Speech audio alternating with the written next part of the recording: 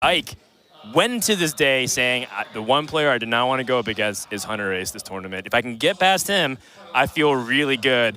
Do you feel like you also agree with that sentiment here from Ike, or perhaps he's over-exaggerating? I do think he's in a very tough spot. Hunterace, as you mentioned during the opening, was able to essentially just sniff out what Ike was going to play. You mentioned this is a classic, NA versus Europe battle. It's also a classic aggro versus control in a lot of ways. Hunterace, the control shaman, the control warrior is banned. It does leave him with some less controlling decks in the form of tempo against summoner mage, but even those decks, are a bit tuned to beat aggressive decks. He is playing the Rabble Bouncer plus Mossy Horror double mind control tech version of the Summoner Mage deck. So he has a lot of powerful tools there, and he has the Underbelly Fence Vendetta version of Rogue. So a lot of ways to sort of steal back tempo from Ike's aggressive lineup. Yeah, well, we'll see how those Rogues play a factor, but for now we're going to start things off with Hunterace being on the Shaman. And seeing how Shaman can fare, and I think the players are still divided on the Shaman class. Oh, they're very divided. None more so than the Shaman expert himself, Ike. So what's going to happen here, as Ike's going to play what many consider to be the best deck in Hearthstone, or one of the best decks in Hearthstone, up against the X Factor, Hunterace, and his gang of misfit tech cards. Yeah, and we see the cards that we were talking about in the opening there, Ancestral Healing, Wild Pyromancer. Specifically, he was looking for anti-aggro tools in this deck, and his reasoning that he broke down for us when we had a chance to talk to him was that all of the versions that he tried that were, say, Thunderhead based, they were Thunderhead Zap, Lightning Bolt decks, or a bunch of Lightning Storms and things, he felt like they put him in a position, similarly Reign of Toads, another popular card, that forced him to overload into his power turns. What makes this deck so powerful, largely, is Hagatha and Walking Fountain. Those are really the cards you try and leverage to beat the aggressive decks. But if you are forced to overload yourself going into your late turns, you're just not able to play those on curve, and you, despite being able to clear the board, don't actually turn the corner, which is the reason that he has Giggling Inventor in his deck. 7-mana Giggling Inventor. He's like, yeah, it has some synergy with Shudderwalk, but it's also mostly just that it allows him to bridge the gap into those powerful 8-drops. Yes. And also don't overload, because we have seen some Shamans struggle with those overload turns going Another one of these. Yes, this is not an arena deck featuring some really good cards. It actually is Hunterace specifically talking about the role of each individual card. And it's something that you actually hear a lot of. And the top level players, they value that 1 or 2 card difference very highly. So a lot of other players, they think, you can just substitute 1 card. It's not going to be that big of a difference. And you might be right in that small sample size. But a small sample size is all you get in a tournament. Right. So Hunterace needs to make the count. And that is why he is banning Warrior and trying to account for all those aggressive matchups that he might face on the opposite end. I mean, this really does just look like a really powerful arena hand. You got your Omega Defender, Giggling Inventor. I'm still getting used to the fact that Hex is 4 mana, because I spent yesterday playing Tavern Brawl a lot during my downtime, and I was playing the Pavel mid-range Shaman. Ooh, this is interesting, actually. Hold that thought. Hunterace not toteming. What is he trying to do here? So specifically, he wants to play around Backstab Raiding Party. He doesn't want to give Ike the ability to fire off a Raiding Party this turn by enabling Backstab. And he actually is playing around exactly what's in Ike's hand. He sniffs out the fact that, okay, well, if your hand is this combination of cards, I'm going to slow you down. And exactly that happens. That is absolutely brilliant. Hunterace making the big plays. The big plays just make no play. Well, yeah, exactly. No, but it's really interesting, right? Like that little thing. So many people, you as a streamer, for instance, people will be like, oh, miss totem. It's like, no, I did not totem. Or like, you're playing Rogue. It's like, miss hero power. It's like, I did not hero power because my opponent's deck contains Harrison Jones, and I don't want to give them an extra card if they get the Harrison Jones. This is, Hunterace with sort of that next level read of, well, a hand that makes sense for Ike to have here is this Backstab Raiding Party, and I want to slow him down. Yeah, and I think that might end up paying off huge dividends, because now Ike, yes, he got to develop an SI7 agent, so he had a contingency plan, but everyone who plays Rogue and played against Rogue in the past few months can recognize the power of Raiding Party. Very similar to Master's Call, just drawing on 3, setting up powerful tempo swings. Now, Hunterace, he has his mind control tech, which is pretty valuable. Do you think he wants to fight for board, or is he just going to kind of pass here now that the SI7 needs? It's interesting because he does have the Hagatha scheme. So there is some incentive to, I'm just going to kind of sit back. This does give Ike the ability to possibly just use Backstab now in order to enable Raiding Party, but this is like a point past at which this is really efficient for Ike. So yeah, he's going to go ahead and Shadow Step into Raiding Party into the SI in order to take this out. Yep, and saves the backstab. This guy's And this also is something that he could have done whether Hunterace played this or not. It just saves some damage to his face. Exactly. And against Rogue, Rogue isn't really a deck that you expect to go wide, where you're actually going to get value from that mind control tech, right? And similarly, you're not really able to give them the time to build up Hagatha's scheme to just blow up all their stuff because they're such a burst damage oriented deck. That's right. Now Hunterace, he has that Omega Defender, which seems to be appealing at first glance, but we have to account for your opponent's turn 5 now that they've played Raiding Party, right. And you are aware of the tempo swings available through Dread Corsair and Waggle Pick, that new weapon from the Rise of Shadows that allows you to return a minion to your hand. Yeah, and part of Hunterace's explanation for including Omega Defender in his deck was that he just kind of wanted a taunt to help protect him from Rogue's burst damage. And at this stage of the game, well, he's at 26. He's not necessarily looking to just throw out his taunt to have it die to backstab Waggle Pick and not have that available to him later. Yeah. Yeah, the Waggle Pick is very powerful to remove. It's really powerful to push damage. Its versatility is what's often being one of the foundational cruxes to this tempo rogue and why they're able to set up big burst or even just fight for board very efficiently. All right, well, it is the Omega Defender that does come down, and there is the option for Ike to remove this if he wants to just go ahead and backstab pick. It's not 100% mana efficient. What other options does he have? The other efficient use of his mana would be to use the backstab and SI, and then he has 2 more mana. He could play, say, the evil Cabal Rat. And I don't know if that's exactly what he's looking for because it develops a little bit weaker than the Waggle Pick and the Dread Corsair. Yeah. Yeah, the discount on the Dread Corsair here just makes Waggle Pick such a powerful tempo play. And he did save the backstab here by using the Shadow Step previously, so he's able to clear this off and get the damage in from the SI agent as well. At the same time, Hunterace, part of the reason why the Control Shaman is considered to be an effective class at fighting against Rogue is because of its arsenal of 3 damage through Haga through Lightning Storm. Ziliax here is really good. So Hunterace is not in trouble just yet. All right, so the Ziliax does come down and break this up. And now, another Dread Corsair from Ike. Yeah, and I think Ike is at the point where he could really start developing really big turns.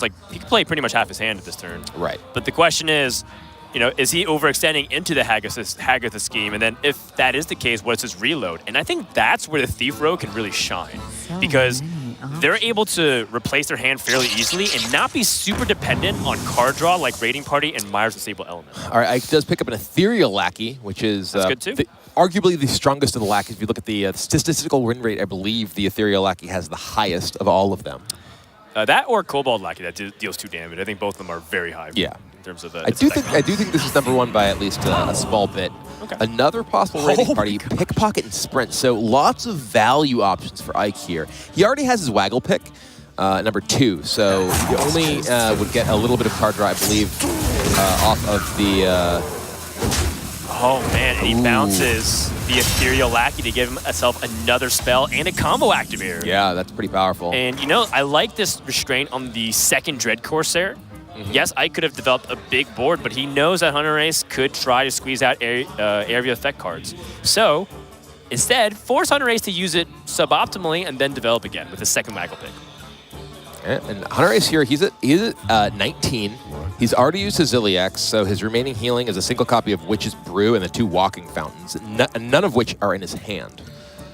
We're seeing how Rogue's ability to just present a few medium impact threats makes the hexes in Hunterace's hand fairly ineffective, as well as the Hagatha scheme. It's been building up, but there's still just a lot of cards in Ike's hand because thanks to Raiding Party, thanks to the Ethereal Lackey getting him additional cards, he has just been able to keep up pace with resources as well as pressure on the board. Yeah. at the same time, there's not many good Hex targets in this deck. When I say good, you're thinking about big, heavy dragons like, you know, your Sarah in the Mage deck. Usually there's like Edwin, right? That's like the only thing you're really super thrilled to Hex. Does fire off one right now. I like it. And he even gets a nice outcome with the Taunt Tome to gain a little bit extra life here. I think Ike probably feels like this is a setup for turn 8. Hunterace has been holding to the coin, and turn 8 could be a really big swing if he's not careful. Well, one interesting thing about Hex in these Control Shaman decks is the ability to Hex into Walking Fountain means you are guaranteed to have a 0-attack minion that Walking Fountain gets to hit. So you can often kill, you know, multiple things while still having a ton of health left in your Walking Fountain. That's right. Shadow Step, another raiding party, and Assassinate. I think Ike is deciding between Assassinate and Shadow Step here. He has the Ethereal Lackey. He could just Shadow Step and rebuy, or Shadow Step, you know, a Burglar or the SI rebuy. The Leroy in hand as well. Shadow Step, you know, gives you some pretty scary stuff as well. Interesting. All right, I would guess we're seeing Spirit Bomb here. Timeout's not very useful. Corruption, yeah. And does discount the Vendetta. He could just use Vendetta to push damage here if he wanted to, but kind of kind of excessive, I think. Ike flirting with the idea of utilizing the Shadow Step, but he keeps Leroy in his back pocket, which I think is the important thing. Right. And now, if Hunterace had that Hagatha, Ike would have... he wouldn't have enough damage. I thought it was assuming he had a Waggle pick, but in this position, Hunterace, is he forced to pull the trigger on the Hagatha scheme? I don't know that it's getting better, right? Like, what board is Hunterace hoping for this in the future? Right. And you know, I was actually somewhat surprised they didn't pull the trigger when there were just a couple of minions in play, like the 2/3/3s. Right. I thought that actually was a fairly juicy Hagatha scheme board against Rogue, but you know, he hasn't seen the second Dread Corsair. I believe he actually knows there's another pirate in the hand based on the card positioning from the raiding party. Yes. So he has actually, that was the first one that was in his opening hand. He played one raiding party, and then he had a Waggle pick naturally. No, I'm saying the Dread Corsair. I believe he knows another pirate, and it makes a lot of sense for that. Yeah, he's going to go ahead and pull the trigger on Hagatha's game right here. That's not going to get much better. Yeah. Now it is totem time. I like the restraint for holding on to Hagatha's scheme. It's gotten a lot better position, although it's still scary with the amount of damage. There is Van Cleef. So what could this look like for Ike? He has the Waggle pick. He could like Waggle pick Dread Corsair if he wanted to Vendetta Van Cleef. Right. He does know that there's Earthshock and another copy of Hex in Hunterace's deck. I think I like Van Cleef just as a 6/6 here. Yeah. I don't think you need to pump it up too much. Hunterace even has an Earthshock in the deck, and coincidentally in the hand. This also sets up the Leroy Shadow Step, so Hunterace has to heal or set up a wave of taunts, which he actually does have through the form of Giggling Inventor. There's also the Acidic Swamp Ooze here, which will kill the Waggle pick and bounce one of these. That's true. In fact, Acidic Swamp Ooze plus the Giggling Inventor. Yeah, is available with coin. Very strong. We'll see what hits. Okay, so that means Van Cleef is sticking around. So will Hunterace pull the trigger on this Hex? Is he just dead if he does? If he gets a Taunt Totem, he does have Ancestral Healing, but there's the Vendetta. I think that Hunterace almost has to coin out the Giggling Inventor to be able to beat Leroy plus Shadow Step, though he doesn't know that there's another Shadow Step. Ike has used his deck's natural Shadow Step, I believe, and this one is from Lackey. Oh, wow. Okay, Farsight gives him another reroll. He's not dead yet, but Hunterace is playing with fire. A 4-mana Giggling Inventor. I mean, I think he has to go. He could coin coin Twilight Drake Ancestral Healing. I think he just has to play Giggles here. If he just coins out the Hex, I think he dies. Yep. Coin Hex. And he thinks there's no more Waggle pick. He thinks there's no more Shadow Step, but that Shadow Step from the Ethereal Lackey is enough to combine with this Leroy and give Ike a 1-game lead in the series.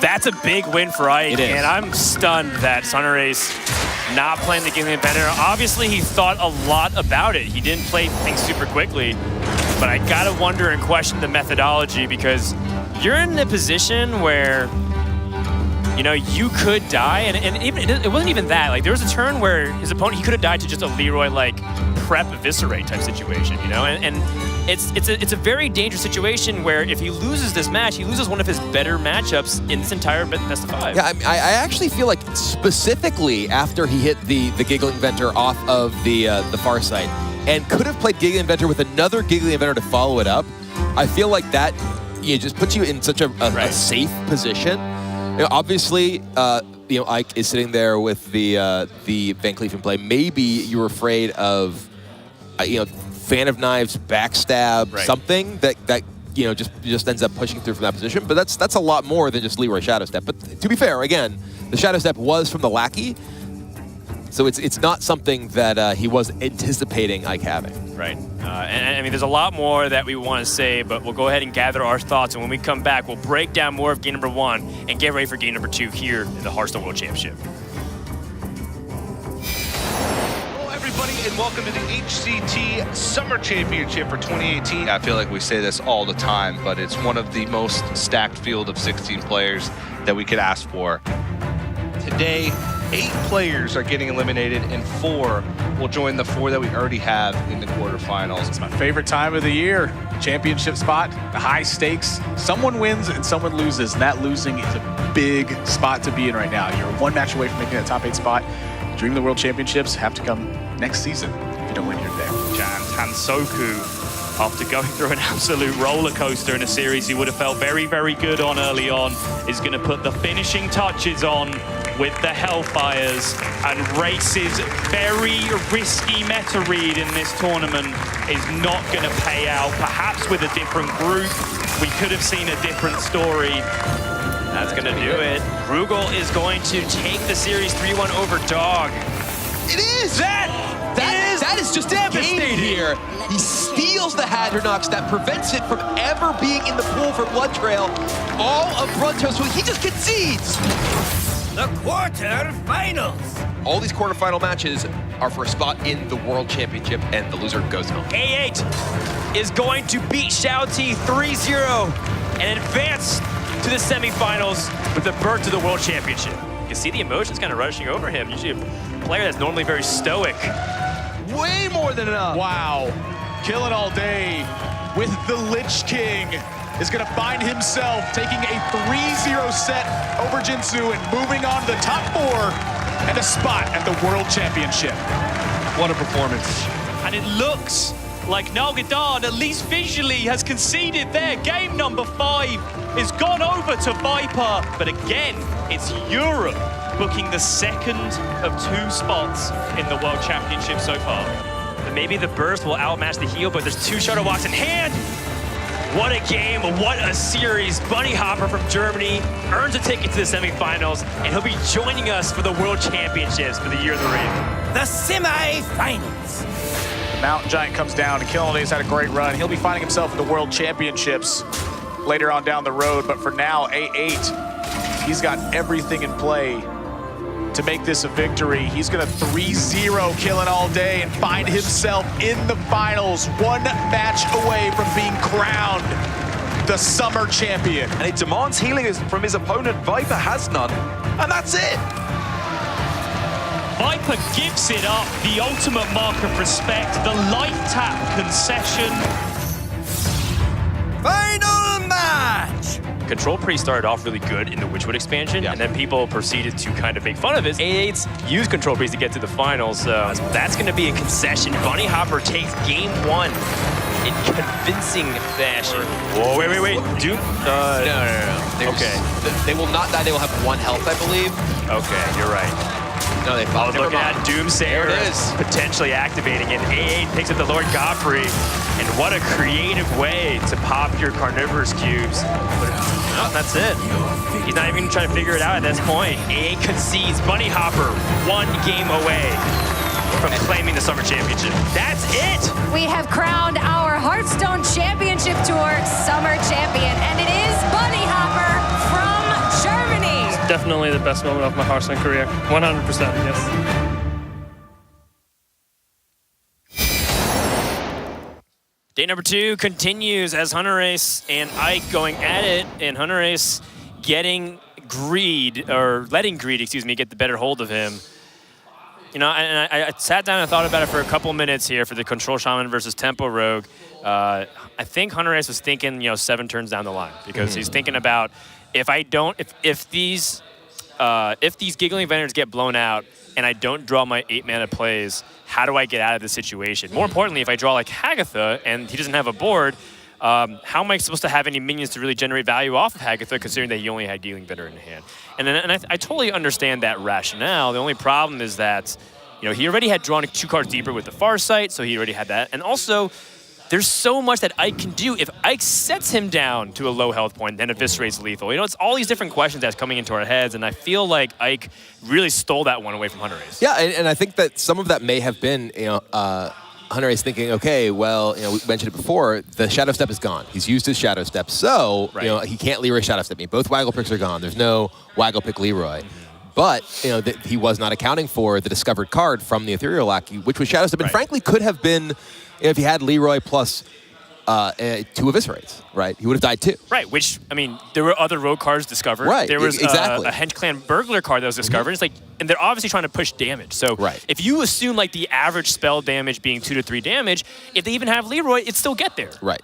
So you have to be very cautious if you're Hunterace. And that's something that he was actually talking to me a little bit yesterday. He was saying that his practice hasn't exactly just been playing games. It's actually been reading every card in the Hearthstone library, because he has to understand what's in the pool available and something that he has to account for. Oh yeah, and there are a number of cards that you end up seeing quite a bit between Fire Tree Witch Doctor and Ethereal Lackey. Right. And Fire Tree Witch Doctor giving Astral Rift. There's so many things that you can possibly end up hitting. Yes. Yeah, you could have the Messenger Raven into Toki into every wild whatever. Yes, into thousands of Hearthstone cards. But that's in the past. Now we're going to switch roles a little bit. Hunterace is the Tempo Rogue. This is a deck that he said that it was just too good not to bring. Ike said the same thing about Zoo Warlock. He said Zoo Warlock is just the nuts. Although, to be fair, any deck that Ike brings that he's confident, remotely confident, he kind of says that line. That's true. Ike is one who is a little bit prone to hyperbole. But I don't think it's hyperbolic to say that it is a huge deal that he has that Bloodsail Corsair in his opening hand. Yeah, we were debating it early this morning. I think that if you do bring Zoo Warlock, Blood Corsair is so useful against the myriad of classes that leverage their weapons. Rogue, Warrior. You even see Hunter sometimes as being very useful against to stop their board from being destroyed. Yep. Hunterace, though, with a very strong hand here, double backstab. No real way to advance his own game plan, but does have the easy answer to this Flame Imp right here. Yeah, amusingly enough, Hunterace can play his entire hand by next turn. Yeah. But what's important is that he doesn't let Zoo develop. And this is a contrast to what we saw yesterday's game, where we saw rogue players choose to keep Edwin Van Cleef for that huge tempo swing, which is, true to its moniker. However, let Zoo develop too much to the point where they just fell far behind and died. Put this apple on your head. Like saying, all right, you have another one? Oh, what a draw! That is huge. We see the shake of the head as the implication of this sort of wash over Hunterace is backstab number 2 into that top decked Evil Miscreant. He's so relieved. And I know Hunterace. The grin from Mike. Okay, all right. Hunterace is a very emotional player. And it's something that I feel like, in a certain capacity, his youth betrays him. He's a very young kid, 18 or 19 years old. He's only been playing competitive Hearthstone for about a year and a half. He's even documented some of his journey going through anxiety and whatnot publicly through a Twitlonger, and it was very touching. And he's kind of found solace in competitive Hearthstone. And yeah, sometimes can't escape that nerve. Right. He was telling me how nervous he was. I'm like, dude, everyone fears you, and you're the one that's nervous. And he's like, I can't help it. This is my first championship. Right. Yeah, it is very interesting. Hunterace's story of how he got here. He just kept putting up tremendous result at all of the tour stops throughout the past year, but he really was never able to break through at a playoff. When we sat down with all the players at the beginning of this event, the casters sort of interviewed them as a group to kind of get their thoughts on the format, the metagame, everything. And it was the first time we'd ever sat down with Hunterace that way. Everyone else had been to a championship. Muzzy actually hadn't been to a championship this year, but we talked to him last year. His championship appearance. It's the World Championship last year. But Hunterace, it was the first time. And, it was kind of funny in a way because he was not in our little inside jokes. You know, like, do you have any questions for us? And he was asking us questions. He's really doing it. Yeah. He didn't know. We have an inside joke when we interview players because one thing that Nims used to do all the time when he was first helping us host it was ask, do the players have any questions for us? And to which we look at him and say, why would they have questions for us? We're asking questions. And then we started just asking it every single time, and then it became a meme. And then Hunterace actually took initiative and spent 20 minutes asking us questions. Yeah. It's like, wait, you're the player here. So that's why this kid's adorable. That's why we all love him. His personality is great. Loves Hearthstone to death.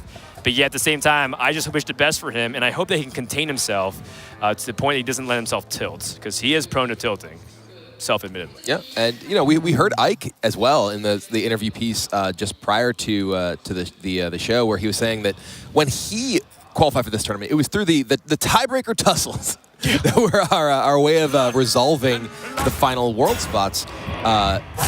Just at the last championship, because there were multiple players who were already qualified, and he was in a position where it looked very unlikely that he would be able to qualify. All of the other players, or both the other players, were tough matchups for him. He managed to pull it out though, just by kind of having the laid back attitude of, okay, well, if I win, great, but I don't expect to. And I think he might feel very similar in this position. Yes. Tempo Rogue has gotten ahead and is staying ahead. I like that Dread Corsair play a lot because it shuts down Ike's development. What Hunterace is disallowing is Ike to leverage things like Grim Rally. Yeah. And Ike had a great hand for Grim Rally. Right. But it's just not going to be effective right now. Yeah, Ike had the possibility to just abusive in the egg, get it killed, or Grim Rally the egg and Grim Rally again. But now this is a position where he's got a single Scarab, a 1/1, and his opponent has a hold over the board as well as quite a few cards left in hand, and we know that one of those is another Evil Miscreant, which is decidedly just the strongest card in this deck, and certainly in this matchup. Important to note that a lot of players have chosen one Blood Corsair in their deck list as tech, while yesterday we saw Killing All Day have 2, and I liked 2. Ike now doesn't have the ability to shut down that Waggle pick should Hunterace pick up 1. That being said, I still like Ike's development on the board. He has 2 Grim Rallies. He needs to get use out of it. Leroy is effectively a dead card with the Grim Rally. I think this is his best move. And Hunterace here, he has this Witchy Lackey he can use, both to generate his, turn his initial Miscreant into a 4-drop, as well as combo into his second Miscreant here.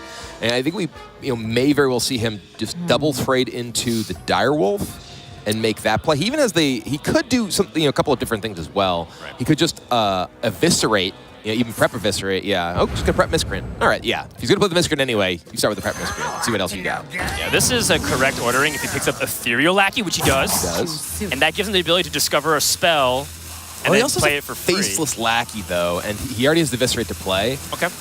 Yeah, Faceless Lackey is better. He can eviscerate Faceless Lackey, Witchy Lackey, which gives him such a strong board here.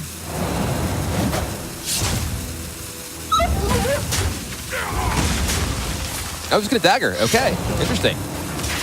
He wants to get rid of every single thing on Ike's side of the board. Huh.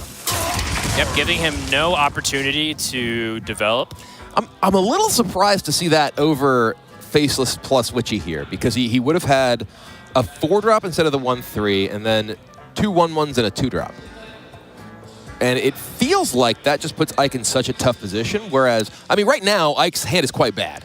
So, there's nothing he can really do to take advantage of the fact that Hunterace does not have, a very wide, strong board. So what was your suggested play? You want to play... I felt like rather than daggering, the Witchy Lackey and Faceless Lackey was so then looking like it would be very strong. In that position, 5 or 6 mages would be on the board, and I think Hunterace says, I don't have a way to deal with Sea Giant. Okay. So then if Ike has like a Sea Giant play, then I buy it. Yeah. I wasn't really doing the Sea Giant calculations, so that makes a lot of sense. But, it just shows you how careful Hunterace is. He's playing around a lot of stuff now. I think he's saying, last game, I didn't play around certain things. I'm going to go for this. A little too disrespectful last game, and now very cautious this game. Vanish can be real powerful. Not necessarily in this matchup, because your opponent has just so many small things, but yeah, it's just going to take a second Vendetta. Oh, yeah. I'll take an upgraded Wing Blast every time here. This is so powerful in this spot. He can take out this Magic Carpet and now use the Witchy Lackey. Right. And now he's not afraid of Sea Giant because he has 2 removal pieces to use to clean it up.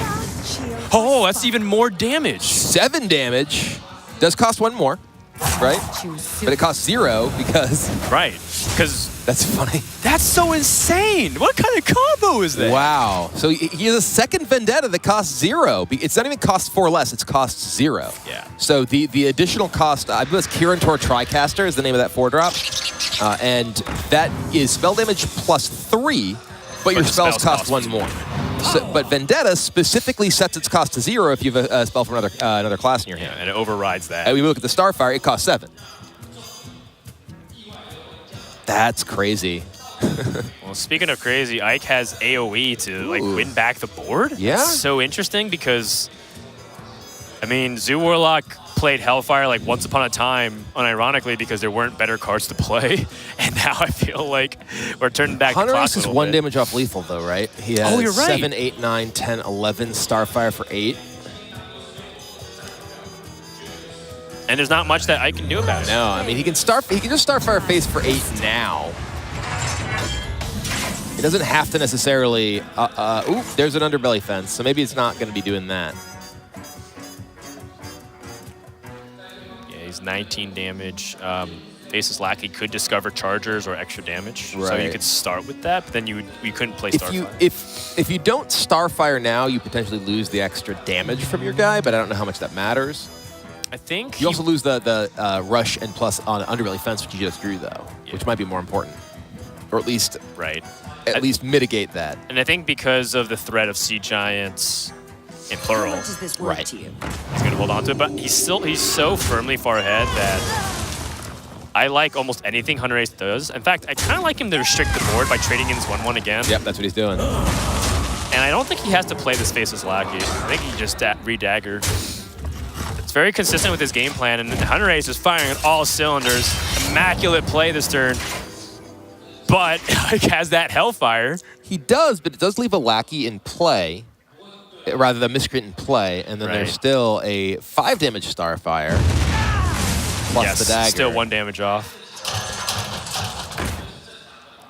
Here's the thing, though. Zoo Warlock eventually wants the life tap, so... Well, yeah, I mean, you could just Starfire face, attack you down to 1, and then is there even a... There's just the Voidwalker, I believe, in Ike's deck that could allow him to survive if he wanted to do that. Yeah. But yeah, I expect that we'll see life tap anyway. He can just leave open the Starfire available to him. Yeah. The Starfire is a surprise factor. Now it's Hunterace's turn to surprise Ike with some of these card generators, because Ike's going to be very tempted to life tap because he's in a desperate situation. You can just fire up Vendetta here, leaving a single 1/1 against this board, plus the Starfire in hand. Right. And yeah, Ike is now the one who has really no options here. He has to life tap to find anything, because otherwise he dies on board. Yeah. Surprising amount of damage coming out from Ike this turn, though. Like, the double Grim Rally with the Abusive Sergeant on Leroy is still about half of Hunterace's life. Yeah, he could attack for 11 this turn, but unfortunately for him, Hunterace is still at 25. Yeah.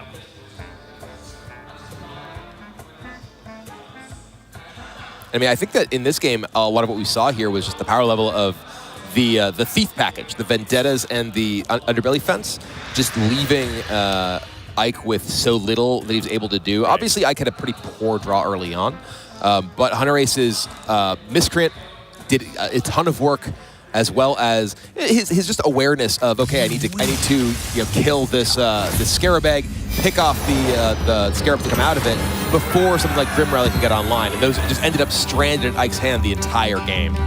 Hunterace equalizes the series 1 game apiece, and Rogue as a class climbs over the 50% win rate. It was 5-6 to start the day, now 7-6, and we mentioned the pre-show, Rogue is a slow starter sometimes, right? And based off how it works out. Also important to note, the Thief Rogue gets us another W on the board compared to the other Pirate Tempo Rogue, which are struggling a little bit more. So perhaps makes us reevaluate the value of those decks, because some people were saying, you know what, I'm not sure about some of these Thief Rogue cards. I think it's a lot weaker than the Pirate package. Maybe we have to think for a second. Well, I mean, the Thief Rogue decks also have Pirates, right? They're just a little bit slimmer on the Pirates. They're not the charge Pirate deck. think what we've seen mostly is a split between the Thief Rogue and the kind of deadly poison Deckhand Rogue, right? It's the all-out face Rogue versus the Vendetta Rogue. Yeah, board-centric versus face-centric. Yeah. Which makes sense if you're, a player that, well, one, loves to go face, which, who doesn't? Unless you're like Fibonacci. And then the second is, being able to have multiple varied game plans. And one thing that people don't really factor in terms of tournaments as often as they should is the factor of just having that element they can't prepare for. When you have that stolen card, it can be really difficult. And Hagatha is another MVP card that can do that. And this is also Hunterace's best matchup. This is very favored for the Control Shaman. So this is what he's really hoping to gun down. And even though people point at Token Druid being the weak deck, statistically, before we factor in intent cards, Zoo looks like to be the deck that Ike needs to get through. Yeah, it's interesting. Obviously, these stats we're citing they're ladder stats. Right. So it's hard to really say, who between these decks, the more unusual versions, are going to be favored. Because I don't think we have probably more than the games Hunterace played on ladder with this deck to determine what this deck's actual matchups are. But they're pretty good if you have both Hagatha schemes in your opening hand against a board-centric deck, that's for sure. Interesting that he also even just threw away Hagatha straight up. Right. That's how much he valued just not letting the board getting way out of control. Yeah, I mean, Hagatha is incredibly powerful, but Zoo is a deck that puts you on a very, very fast clock. You need to be able to answer things well before you coin out a Hagatha for a 3 damage AoE on turn 7. Yeah, if it's even relevant by the time Grim Valley comes around, or they have Scarabags. Right, that's a Faceless and Goblin Lackeys. Yep. One thing that's also fairly important for Hunterace is the Wild Pyromancers. And he has all the tools. He has the coin along with his Wild Pyromancer and the Ancestral Healing, so he could possibly have multiple uses of that Pyromancer's ability and have it stick and play. Having the coin here is fairly clutch for that specific reason. It was almost to the point where players were like, sarcastically mocking Hunterace, like, dude, you have Wild Pyromancer, but you have almost no spells to really utilize it, and you have double Acidic Swamp Ooze. You really hate every other class in the game that's not Shaman. And I think it's paying off in spades. I mean, Hunterace even went a little bit on Twitter talking about how, yes, he knows his Shaman deck looks very weird, but all of them have very specific uses of it, and then Orange was backing up, obviously, because they practiced together. So, I think that as we see the Shaman continue to develop in this series, it's looking more and more scary. Yeah, it's worth noting, this is the first time we've had a tournament of this size. Certainly the first time we had the World Championship, so close to the release of an expansion. Very often at championship events, there'd be kind of settled versions of what deck is the best and what versions of that deck are the strongest. That's just not true right now. Right now, we're in a world where players are both seeking, what are the strongest decks, period, and what are the best versions of those decks. Shaman is the class that had sort of the most disagreement. There's tons of different versions of Shaman in this tournament, despite everyone generally deciding, Control is the way to take the deck. Now trying to evaluate what can he do the turn before the Hagatha scheme, or if he extends too far deep, his opponent can coin out the Hagatha scheme. Many possibilities. I think almost any way he slices it, though, Magic Carpet is something that he wants to play as soon as he can to try to establish board dominance. Faceless Lackey, looking for something to survive AoE. Okay. A little bit of foreshadowing. Well, still a fearsome board, though.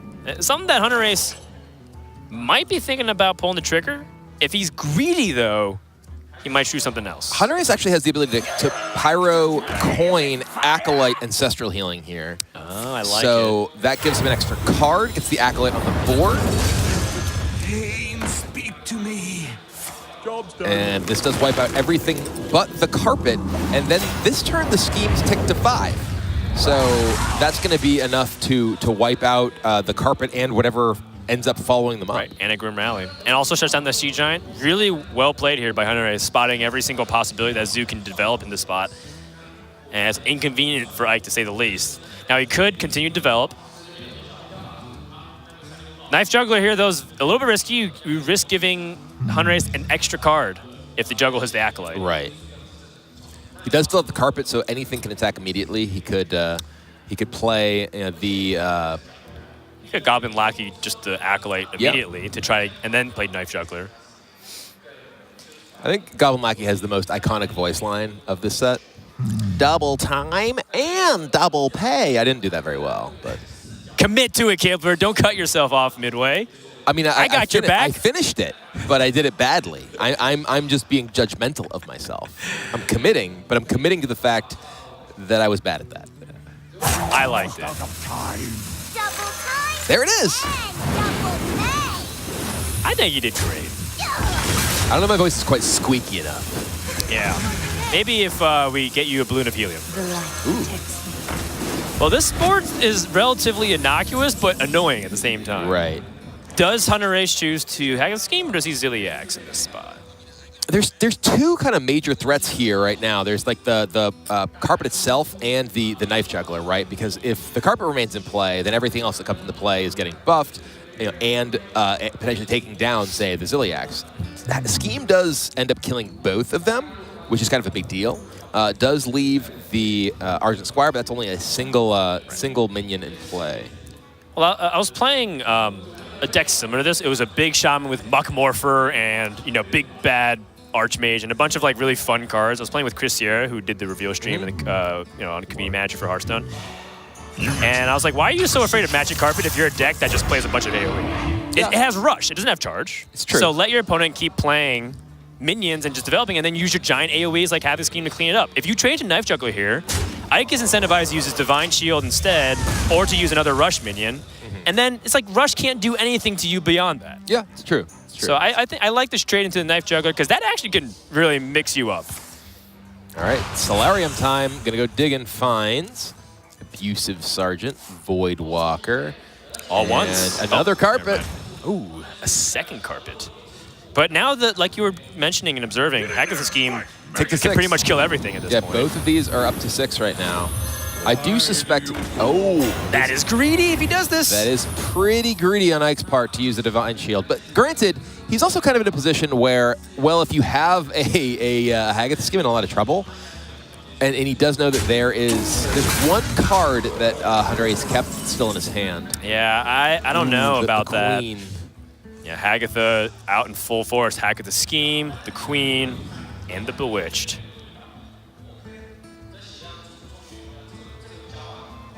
Yeah, this is definitely greed for Ike. And also he misses damage, which is a little bit uncharacteristic of him. However, if he has that Sea Giant, I can totally understand. Right. Like we were talking about. I feel like from Ike's perspective, at this stage of the game, this is a pretty bad matchup. Yep. And B, you're in a position where your hand is kind of poor if you aren't able to stick a board. Both Leroy and Sea Giant are weak if your opponent is able to clear your board anyway. So I think that maybe taking the road that's okay. Well, I want to just be able to maximize what I have going on here. Yep. in the case that I'm fortunate enough that my opponent does not have AoE. Interestingly enough, I know a few of us have bagged on having Archvillage Rafam in the Zoo Warlock deck. I kind of wonder if it's even just better against like Hunterace's deck in this position, because it doesn't feel like Ike has enough substance to push through if he doesn't land a Sea Giant down. And it's like in this spot, what is Ike really relying upon? In fact, he doesn't even have a single minion. Like, had he had the Argent Squire, maybe this Evil Genius could... Yeah, it's true. And I do think that he might have played the game differently if he had the Evil Genius in his hand at that stage. Sure. I mean, absolutely. It's it is a card that's just still in your deck, right? And again, I get the logic. He's coming up on turn 8. He wants to maximize his pressure before that turn 8 comes up, like we're discussing. It's just tough, because now I see the Zoo deck and it looks really bad. It's tough, for sure. Yeah. And now Hunterace is in that position where he's in a really good spot. I mean, he could get away with just playing a Swamp Queen Hagatha, the new legendary shaman minion that teaches a minion spells. You guys miss Kazakis from back in the Mean Streets of Gadgetzan, where you built a custom potion? You get to build a custom spell minion. The Stormbringer is kind of what you're looking for, but Lightning Storm is also really effective here. Stormbringer is what I'm always looking for. I think Lightning Storm is more what Hunterace is looking for. That was a snap pick right there. And that is an incredibly powerful horror right here. Drustvar Horror with Lightning Storm Feral Spirit. He's going to have a 5/5 for 5 that kills his opponent's board and gives him 2/3 taunts. Yep. It is a very powerful thing. AoE and board development, exactly what you want against Zoo. And those wolves have taunt. Yes. Very Hunterace, big deal. I mean, I think he's far ahead enough that he can get away with tossing in Ancestral Healing. Man, Hunterace is so greedy. He's like, he's going back and forth. Like, sometimes like, okay, I'm the beatdown, so I'm going to go ahead with this. One big thing is that Ike's deck doesn't have Soulfire, right? So, like, just getting in, like, the chip damage isn't nearly as powerful as it is for some other versions of decks that have more burst. He only has Leroy for burst in this deck. It's true, but without double Magic Carpet, I mean, it feels like the Swamp King character would trade 2 for 1 in this spot. It's true. Which makes me feel like, I kind of want to go. I mean, I actually think there may be the rationale from Hunterace that if his opponent plays Sea Giant, he wants to be able to attack the Sea Giant and play Hagatha. So he doesn't want Ike to attack the Swamp Queen Hagatha. Yeah, that's true. That's fair enough. Like baiting him to the extent to the board. Right. And in the end, gets the value trade anyway, so it works out really well for Hunterace. I mean, I like the upside of keeping Ancestral Healing. You know, if you're able to get the Walking Fountain, for example. Yeah, look at that scheme. Crush it. Oh, scheme at 8? It is. And Ike's going to trade to try and protect the Giant from exactly what I was just mentioning, the Hagatha plus trade. But Hunterace, he's been scheming for a long time. And it might finally be the moment that those plans are set into motion, as this is an 8-point Hagatha scheme that wipes the entire board. Yeah, if he had 9 mana, he had the Hex and Dress for Heart to go for a guaranteed board clear with Lightning Storm, Development, and destroying his opponent's board.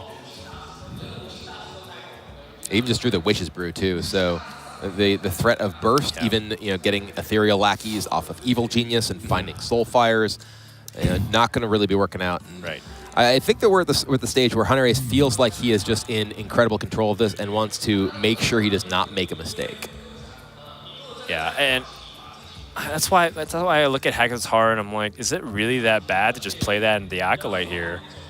The horror? Yeah, that's definitely an option. Oh, I meant the Hagatha scheme yeah, and the Acolyte. Like, does he feel like he's wasting his resources by doing it? I think part of it's interesting. The Dress for Horror here does give him,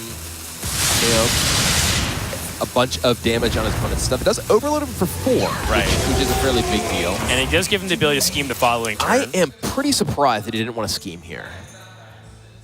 Maybe that's exactly why he did not. The possibility of a follow-up Sea Giant. But he has a Hex. Right. I'm just trying to think through. Right. I think that the second Sea Giant, Ike might think, okay, well, my first Sea Giant didn't die. Maybe the second one's safe, and then the Hagatha scheme comes down.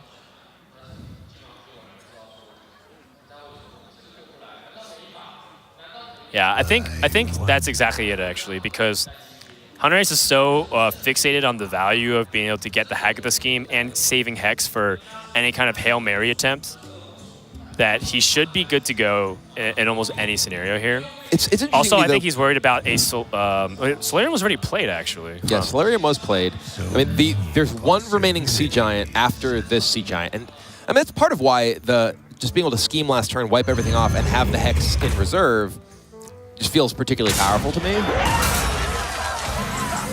Right. But now it's like he doesn't even really need the scheme. He could just Hex. Right. Well, he can just Hex. Yeah. Trade off the 5/5. Yeah.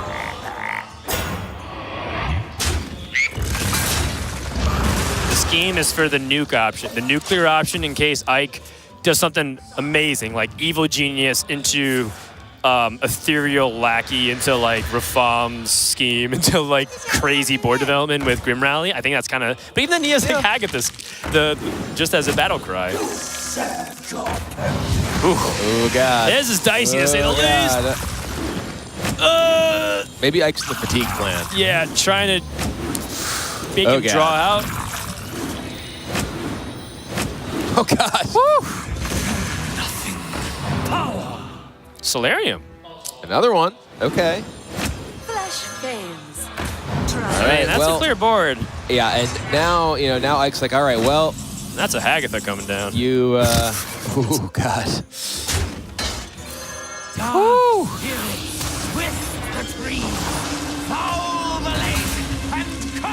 And there's even, just the Ooze followed up, get a spell, and both Walking Fountains in hand for Hunterace.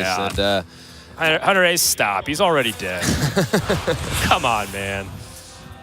I mean, good on Ike to play it through. Even if you have a 0.5% chance of winning or less, sticking through it, as long as it's above 0.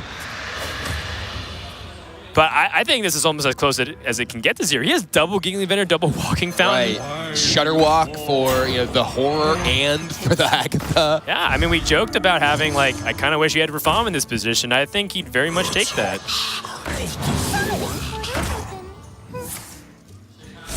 Still a reasonable board, too, despite everything. It's true. Dude, Walking Fountain, though. That is the real deal. Yeah, new common elemental that has Wind Fury, Lifesteal, and Rush. You can combo it with all the Ancestral spells, Ancestral Healing, Ancestral Spirit. And Ike is going to scoop him up. That is game 3 over to the Norse player. And this was what Hunterace really built this deck to do. Just absolutely dominate aggressive decks. We saw maybe he played things a little too conservatively. Took or rather tried to conserve his resources too much the first showing with that deck, and was able to fall to Ike's Rogue. But here he just picks apart that Warlock deck, and now he's just one game away from winning this match. Right. That being said, one of the decks in question here also for Hunterace is his Mage. Mage is very vulnerable to those Zoo Warlock strategies that they don't have AoE. However, Hunterace has got a very interesting Mage with a lot of stuff. Yeah, Ike was actually saying that he thinks that Hunterace's Mage deck may be the toughest deck in the lineup for him, simply because of the specific decisions that Hunterace made during the deck construction. The pair of Rabble Bouncers, the double Mind Control techs, the Hench Clan Sneak. It's just such a powerful deck. Even a Mossy Horror.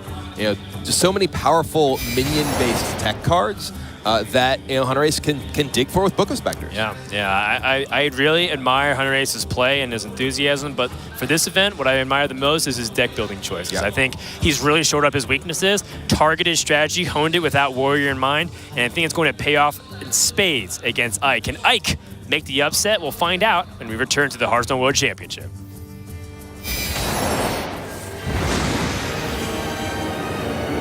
One night, I was called on to scry. But what is this symbol I spy? It's my own crystal ball. Yes, I'll answer the call. And the others will come by and by. That's right. We be calling a team in. The masters of plotting and scheming. By this candle a-glowing, I surely be knowing whose gold will be once more a-gleaming.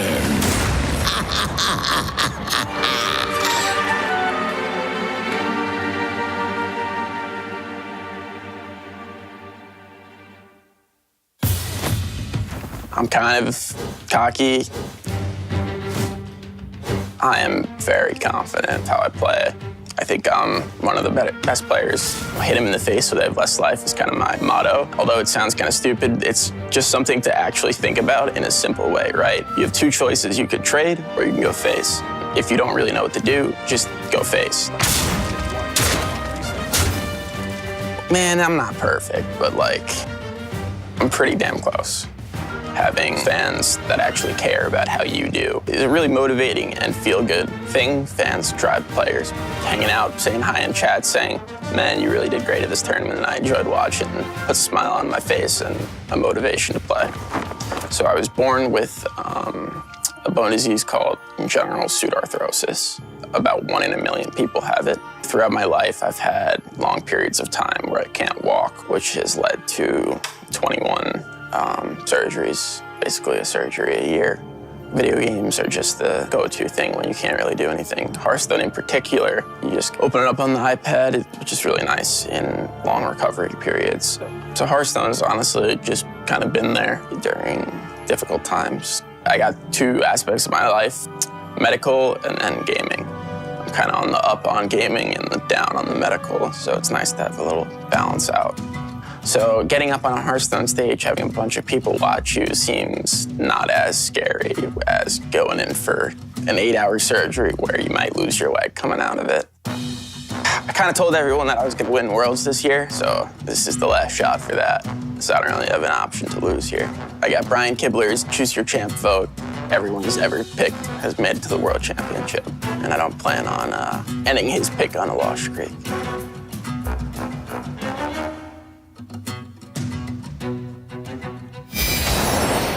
Ike's grown up before our eyes as he's becoming a boy to a man. But you know what hasn't aged well? That segment, because Kibler, he had your choice as choose your champion, and now you've decided to go against it. But you know what? It looks like it's panning out. The Kibler blessing's in full effect as Hunterace is up 2-1. I picked Ike. He qualified for the World Championship. I feel like my work was done there to some degree, okay? Yeah, you got him here. What else does he want? Does he want to win Worlds? Oh, yeah, I think he does. Yeah, I am still rooting for Ike. You know, I think Ike is a great guy. You know, but like I said, the conversation that we had with Hunterace where he just went into incredible detail about all of his decisions as to why he built that Shaman deck we just saw win the way that he did, you know, just kind of blew my mind. You know, I love to see that level of you know, thought process and, you know, just passion from a player. Yeah. And, you know, I hadn't had a chance to meet Hunterace before, and he just really impressed me. And that was why I chose him for this event. And, you know, I hope we all win. But only one player can win this match, and Hunterace is just one game away. And Ike's deck here is a very unique one. He is only one of 2 players in this tournament who's playing Token Druid, period. And he is the only player who is playing this kind of hybrid version of Token Heal Druid that he has brought. He has 2 copies of Crystal Stag and 2 Life Weavers as the heal cards effectively in the deck. But also has like Ornery Tortoise and the Crystallizer we see in his hand to enable those against decks that don't necessarily damage him. Right. So in the Rise of Shadows, one of the new mechanics for the Druid class is to restore health just in general. And if you do, you get a bonus add effect. No different than if you guys played Jan'alai, the Dragonhawk from Roscon's Rumble, to summon Ragnaros. If you heal 5 health throughout the game, Crystal Stag summons a copy of itself, which is a 4/4 Rush minion. And everyone knows Rush is pretty darn good in Hearthstone.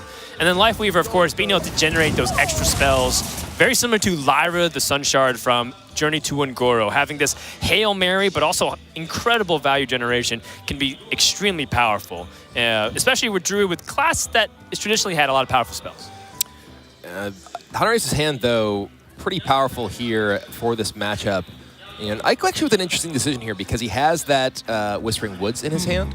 And he did just get 2 squirrels from that Acorn Bearer. Acorn Bearer, by the way, you know, I think one of the, quietly, just the strongest cards in the set in terms of how it enables this deck. Not only giving you additional token minions you can play to buff, but also increasing your hand size for Whispering Wood and still allowing you to play proactively. Also very on point flavor-wise, because if you've never seen 2 squirrels fight over a nut, it is absolutely hilarious. So in the fact that when someone drops the acorn, 2 squirrels pop up, it's just very well designed thematically. I like it. Hunterace now, you know, he has the Rabble Bouncer and the Mind Control tech in his hand. Got to be on Ike's mind. Specifically, the Rabble Bouncer is so powerful if he does extend very wide in the board. Can go down to 0 mana against the full board. What to do? And you know, this was, as I mentioned before we went to the break, you know, one of the decks that I was most concerned about. Yes, although I think a Zoo Warlock is definitely backing up the statistics at least. For now, we'll see if Hunterace can deal with this first threat check. And Hunterace has an amazing turn here if he wants it. He has Rabble Bouncer into Mind Control tech. Arena's full. 0 cost, 2/7 taunt. Yeah, I was thinking the Scale Worm being able to be really okay, he's actually not going to MC tech. He's going to go ahead and just Acidic Swamp Ooze and ping. Yeah, Mind Control deck is better when your opponent keeps buffing. That's true. That is true. He wants to go ahead and use his hero power to just plink 1 off while he still has that opportunity. That's right. And you know, Ike does have the opportunity to Power of the Wild here if he wanted, but you know, now he's down to a board of 5 and that Rabble Bouncer's in play. You know, that is just a really rough situation. He's not really able to make much headway with the buff card. I'm a big fan of just buffing and pushing here. Yep. I don't think you have much time against the mage deck. If you give them setup, they will be able to do really powerful things against you. Ooh, interesting. Hey, Ike, when you don't know what to do, go face. I mean, what happens? They have less life. And then you kill them so they're dead. Yeah. All right, there we go. Hey. He talks the talk and he walks the walk. It's true. So Ziliax is an option for Hunterace here. He can clear off the entire board and still have the option of Scale Worm next turn. Right. Interestingly, Hunterace, he is not really in the sort of advantaged perspective resource-wise right now because he has not found his Spectres, at least in terms of like cards in hand. Yeah. Though his cards are certainly more powerful than Ike's. Ike with those 2 squirrels and no way to buff him outside of that Tending Torn at the moment. It is interesting. Ike is playing Tending Torn rather than playing Blessing of the Ancients, right? The new Twin Spell card, and that's a very interesting decision that I think may serve him well. One of the things that we saw in Jing's match just yesterday when he lost with his Token Druid repeatedly was that he had a ton of buff spells and nothing to do with them. He would have Power of the Wild and Savage Roar and Blessing of the Ancients and just no minions. And Tending Tauren is a minion that is much more powerful in terms of giving you that flexibility.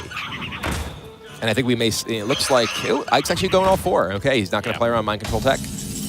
Yeah, I think Mind Control Tech is not something that's on his mind. I think he's kind of setting up the best tendies. The best tendies available to him. And now, Hunterace, he has that Scale Worm ping still available, so he can take out 3 of these minions. And keep the Ziliax alive. Yep. That is really nice. And this is just a really rough situation for Ike here as his board is just getting... Yeah, have we mentioned that Rush is a really powerful mechanic? Yeah. I mean, that's why Ike even values it in his own deck, Crystal Stag. Right. To try to get that Rush effect. Crystal Power is the draw. Not really very powerful right now. Yeah, this might look like Ike is considering obviously developing or just utilizing Swipe in this position. Crystal Power, a new spell that gives you the choice of either restoring 5 health and getting that activation through Life Weaver or Crystal Stag, or you can just deal 2 damage. Very similar to... The Tending Tauren uses his mana most effectively this turn.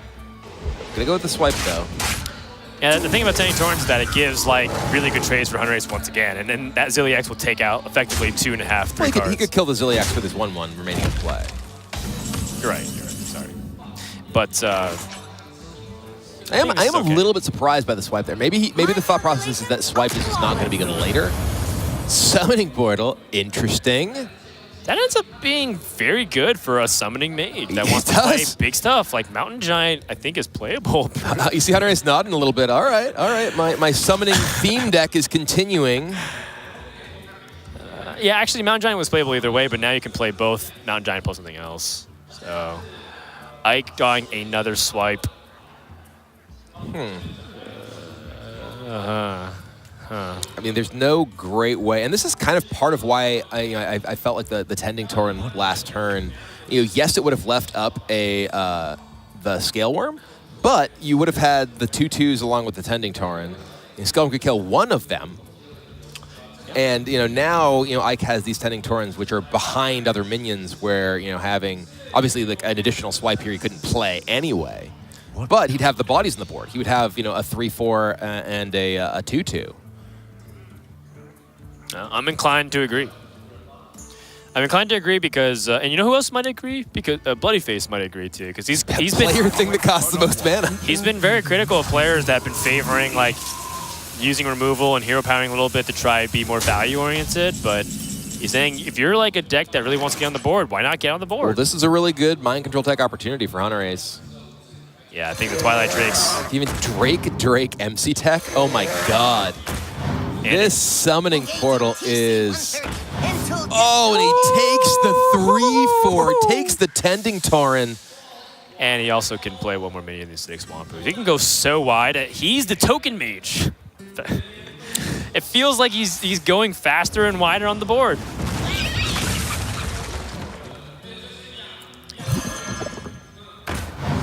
Yeah, Ike's in a bad spot to say the least. But if he's able to weather this, Hunterace has no cards left in his hand. Yeah, but he has 7 things in play. Yeah. If.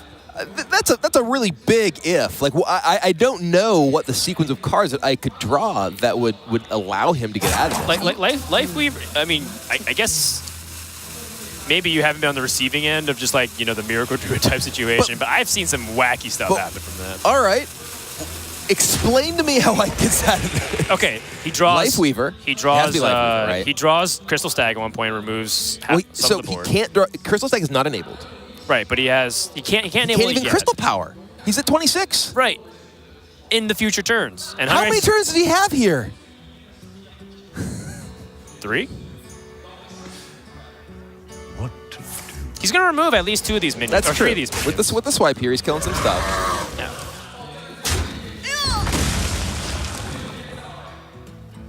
I mean, he can remove 2 more of these minions and just put 7 power on the board. But then he is not using Crystal Power for its heal, so I think he'd rather just utilize its heal, maybe? It's close. I guess because he has 2 more minions to play on 9, he'd rather just utilize his mana efficiently now. Oh my God! Book of Specters. All right.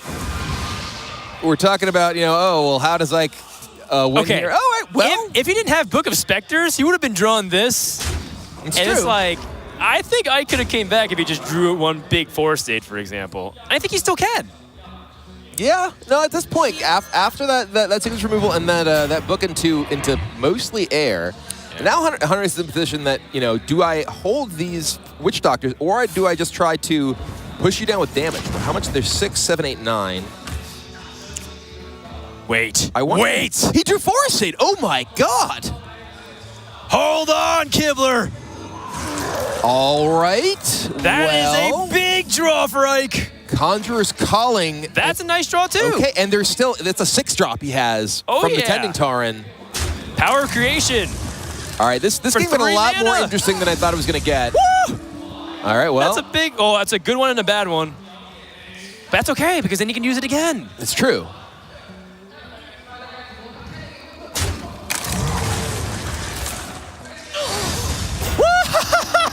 All right. Are you kidding me? That is the power of Conjurer's Calling. That was basically a power of creation right there. Yeah. With Khadgar in play. And now Hunterace is pushing for lethal. Ike doesn't have the time anymore. All right, those were a couple of big swings going back and forth there. And yeah, now 8, 11, 12, 13, 14, 15. The soul, that's the soul of Far's draw. The taunts in the way are massive Right, here. yeah, that 4-7 taunt. What is that? I forgot the guy's name. I want to say Temple something, but I don't think that's right. Well played. Ornery Tortoise. And there it is. So Hunterace takes the series 3-1 in a game that was, much more volatile than I at least was willing to believe prior to those last couple of turns. It was scary, but in the end, Hunterace takes it 3-1, and Ike's prophecy has become self-fulfilling at this point. He did feel like this is his toughest matchup, Right. And understandably so, as he said, Hunterace built his lineup to counter me. Right. And Ike is a player who he's very outspoken in his opinions. He's very forthright in the styles of decks that he enjoys, he thinks are good. And Hunterace was able to exploit those tendencies and build a lineup that was just very effective against aggressive decks. That's right, and just like the Tortoise, it's a slow start for him as well. So, he's not out of it yet. He'll drop to the lower bracket, and we'll find out whether or not Hunterace ends up meeting Ike again, perhaps, in the decider match. Shout out to all the fans that showed up, by the way, at 9 a.m., to try and cheer on for their favorite players. They're anxiously awaiting what's going to happen in Group D, because I think most Taiwanese fans came out to cheer on Roger. But a quick look at Group C. Hunterace takes out Ike to start things off. And then we'll have later today for the third match, A3650 go up against Just Saying. Yeah, we've already seen one of the top point earners from the year end up taking their first match with Hunterace winning. He can potentially just face the America's point leader in Just Saying in the initial match, or rather the winners match later today. That's right, 2 Europe players versus 2 America's players. I think a lot of people are also waiting to see how Just Saying is going to be able to do because, being very candid, Group C looks like to be one of the groups of death, if not the group of death. It's got 2 points leaders in Saiyan and Hunterace, although Saiyan technically qualified through a championship, so Right. he's not like the points leader in terms of I guess that's true, yeah. He was the #1 point earner, I believe, overall, but Muzzy got the point spot Yep. because Saiyan did make the top 4 of the championship. Yeah, and in a way, like, Saiyan's like, I think I messed myself up because I put myself to play against Shouty or Hunterace. And he was like, I didn't want to do that, but I also wanted Muzzy to go through. So he's like, you know what? I'll take this L for the team, and I'm going to beat Hunterace. I'm like, that's right, Saiyan, because in order to be the best, you have to beat the best. Yeah, and we still have Tyler, who's going to be facing off against Roger, the other point leader, against the sort of hometown hero later today in a match that Tyler thinks is going to be really tough. That's right. So it was a fiery start to begin day number 2 here in the Hearthstone World Championship as Hunterace was able to take down Ike from the United States by a score of 3-1 off the back of his explosive Shaman and Mage decks. Coming up next, we have Tyler from Vietnam go up against Roger from Chinese Taipei. Don't go anywhere. More action for the Hearthstone World Championship live from Taiwan right after this.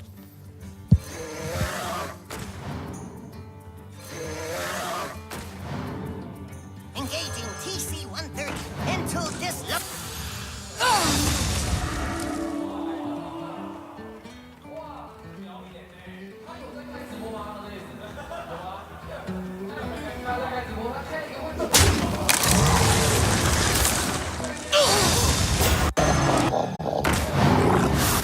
I can see.